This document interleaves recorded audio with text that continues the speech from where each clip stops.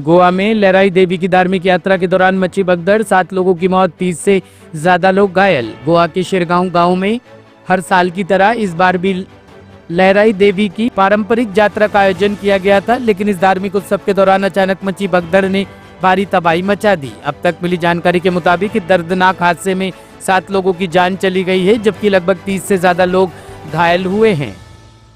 शिरगांव के देवी लहराई के जत्रा उत्सव में इंसिडेंस आज सुबह 4 से 5 बजे के बीच में हुआ। इसका ये दुखद घटना है। इस तरह का स्टैम्पेड गोवा में पहले कभी नहीं हुआ था। पहली बार इस तरह का स्टैम्पेड हुआ। जिस स्टैम्पेड हुआ उसी जगह पे मैं अभी हूँ।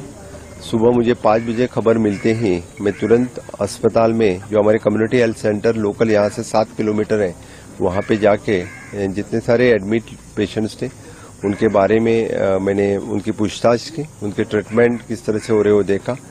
यहाँ से खुद डिस्ट्रिक्ट हॉस्पिटल में कुछ लोग एडमिट थे, उनको भी जाके देखा। और बाद में गोवा मेडिकल कॉलेज में जो लोग एडमिट हैं, हमारे पूरे एडमिनिस्ट्रेशन के टीम, जो डॉक्टर्स, पूरे उन सभी की ट्रीटमेंट अच्छी तरह से कर रहे हैं।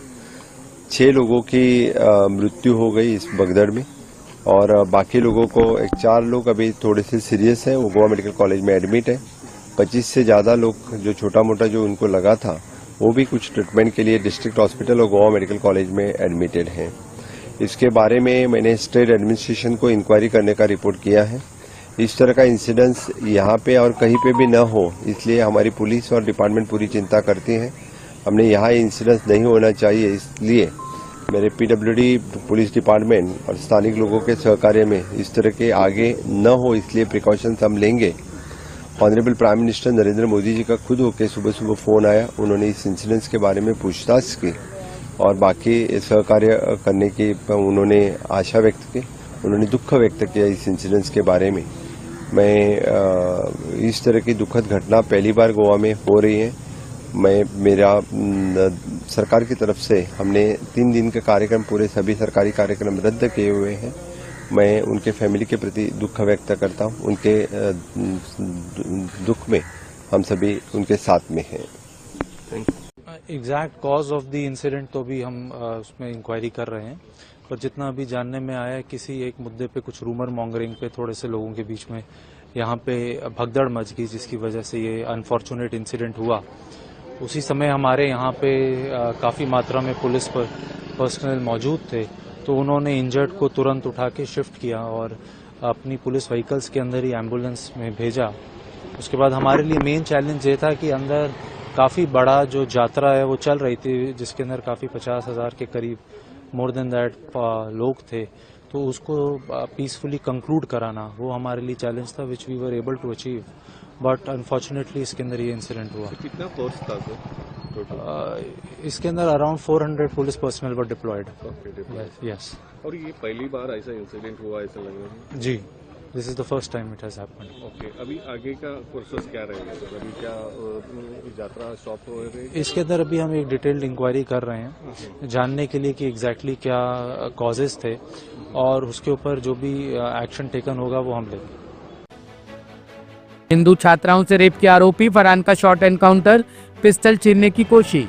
भोपाल में हिंदू छात्राओं से गैंग रेप के मुख्य आरोपी फरहान को गोली लगी है। बताया जा रहा है कि उसने सब इंस्पेक्टर से पिस्टल छीनने की कोशिश की। इस बीच चीना झपटी में गोली चल गई, जो फरहान के पैर में लगी है। आरोपी फरहान को घायल हालत में हमीदिया अस्पताल ले जाया गया है। अस्पताल में भारी पुलिस बल तैनात किया गया है। फरहान पर अब हत्या के प्रयास का केस भी दर्ज किया गया है। बेसिकली आपका पहला ही शब्द ठीक नहीं है। शॉर्ट एनकाउंटर जैसा कोई विषय नहीं है। आरोपी को एक अन्य आरोपी अबरार की तलाश में लेकर जा रहे थे और इसी दौरान उसने वॉशरूम जाने के लिए बोला कि पेशाब करने मुझे जाना है, और वो जब उतरा तो उसने सब इंस्पेक्टर के ऊपर, जो सब इंस्पेक्टर की जो पिस्टल थी, उसको छीनने का प्रयास किया। इसी बीच झुमा-झटकी में उसके पैर में चोट आई। क्या गोली लगी है? हाँ, फरहान को गोली लगी। थाना अशोका गार्डन के अपराध क्रमांक 184/2025, जिसमें धारा 64, 61 BNS, 35 धार्मिक स्वतंत्रता अधिनियम और IT एक्ट की धाराएं जिसमें लगी हुई हैं, उसमें मुख्य आरोपी फरहान के कथन के अनुसार वह बिल्किसगंज में एक रूम में जो अन्य आरोपी है इस प्रकरण का अबरार उसके साथ रुका था, जिस हेतु साक्ष्य संकलन के लिए थाना अशोका गार्डन की टीम मुख्य आरोपी फरहान को लेकर के बिल्किसगंज के लिए रवाना हुई थी। दिल्ली में महिला से ठगी, कटे फटे नोट बदलने के बहाने रुपए ले उड़े शातिर ठग। राजधानी दिल्ली में बैंक के भीतर ही ठगी की वारदात ने सनसनी मचा दी है। मधुबिहार थाना क्षेत्र स्थित पंजाब नेशनल बैंक में रुपए निकालने आई महिला से कटे फटे नोट बदलने के बहाने शातिर ठगों ने हजारों रुपए ठग लिए। पूरी घटना बैंक में लगे सीसीटीवी कैमरे में कैद हो गई है। वारदात के उजागर होने के बाद पुलिस ने जांच शुरू कर दी है। जी आप अपना नाम बताइए। मेरा नाम वंदना मिश्रा है। जी आपके साथ क्या हुआ था, बैंक में कौन सी घटना घटी थी? आज मैं 2 मई को बैंक गई थी मॉर्निंग में 11 बजे के करीब अपना कैश विड्रॉ कराने के लिए। मैंने वहाँ पे कैश निकाला और कैश निकाल के बैंक के अंदर ही 2 फीट की दूरी पे जहाँ हेड कैशियर बैठते हैं उसके 2 फीट की दूरी पे मैं अपने पैसे काउंट कर रही थी। मैंने पूरे पैसे काउंट भी कर लिए थे। इसी बीच में एक बंदा आया, बिल्कुल शरीफ सा, उसके हाथ में भी कुछ पैसे थे और उसने मुझे बोला कि मैडम यहाँ पे ना इस तरह के नोट भी निकल जाते हैं कटे फटे से, आप इसको अच्छे से चेक कर लो, ऐसा ना हो कि आपके साथ ये नोट निकल जाए, ये लोग बाद में चेंज नहीं करते हैं। मैं उनकी बातें को सुनने लगी, फिर मैं खुद चेक करने लगी। इतने में उस बंदा, 2 लोग था वो मिलके, एक बंदा मेरे से पीछे से आके कहता है कि मैडम जरा मुझे आप ये फॉर्म भरना बता देना, ये इसमें क्या लिखना है। मैं ऐसे मुड़ी, तब तक वह बंदे मेरे पैसे लेके, आधे पैसे लेके भाग गए, आधा पैसे मेरे हाथ में ही रहा। मैं समझ ही नहीं पाई क्योंकि वो ऐसे मेरे पैसे खोल दिया था तो पैसे तितर बितर से हो गए थे।